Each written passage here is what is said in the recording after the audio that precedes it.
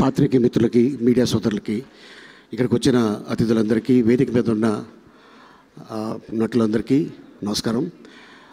Happy Diwali. Diwali రోజున రాజేష్ గారు ఆయన శివ గారు లూడో బాగా ఆడారు. సో మొత్తానికి లూడో ఆడి సంపాదించుకున్నారు. అండ్ ఇది మంచి హిట్ ఇచ్చారు. అండ్ అలాగే కిరణ్ భవనం కా సినిమా తర్వాత మళ్ళీ ఇంత పెద్ద హిట్టు. అండ్ అలాగే ఈ సినిమాలో మా అన్న సాయి, అలాగే ఇంకొక అన్న నరేష్ గారు, వీళ్ళు కూడా దుమ్ము దులిపేశారు. సో ఇందాక రాజుగారు చెప్తున్నారు, ఎస్, ఎందుకంటే దాదాపు వీళ్ళిద్దరూ చైల్డ్ ఆర్టిస్ట్ కాడి నుంచి 50 years పూర్తి చేసుకున్నారు. నన్ను కూడా అడిగారు, లేదన్నా ఇంకొక 2 సంవత్సరాలు పోతే 50 years అవుతుంది, ఎందుకంటే గొప్ప గొప్పలతో నటించారు. గొప్ప యాక్టర్ల ముందు వాళ్ళు ఆ రోజుల్లోనే సాయి కుమార్ అయితే ఎస్వి రంగారావు గారు ముందు కూర్చొని ఉండగా ఒక ఏకనయ అభిపాత్ర చేస్తున్నాడు తను.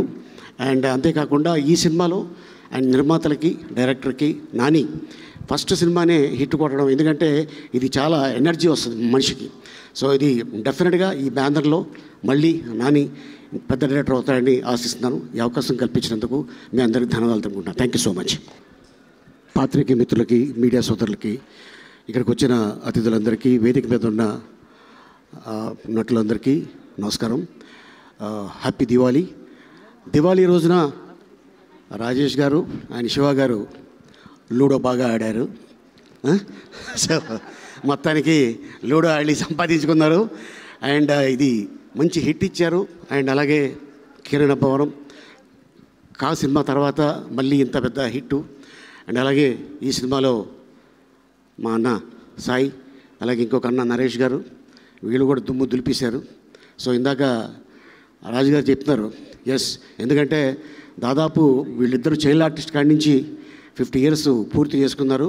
నన్ను కూడా అడిగారు, లేదన్నా ఇంకొక 2 సంవత్సరాలు పోతే 50 years అవుతుంది, ఎందుకంటే గొప్ప గొప్పలతో నటించారు.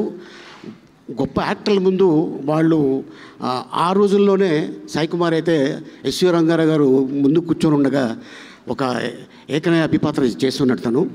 అండ్ అంతేకాకుండా ఈ సినిమాలో అండ్ నిర్మాతలకి, డైరెక్టర్కి, నాని ఫస్ట్ సినిమానే హిట్ కొట్టడం, ఎందుకంటే ఇది చాలా ఎనర్జీ వస్తుంది మనిషికి. సో ఇది డెఫినెట్గా ఈ బ్యానర్లో మళ్ళీ నాని పెద్ద డైరెక్టర్ అవుతాడని ఆశిస్తున్నాను. ఈ అవకాశం కల్పించినందుకు మీ అందరికీ ధన్యవాదాలు తెలుపుకుంటున్నాను. Thank you so much.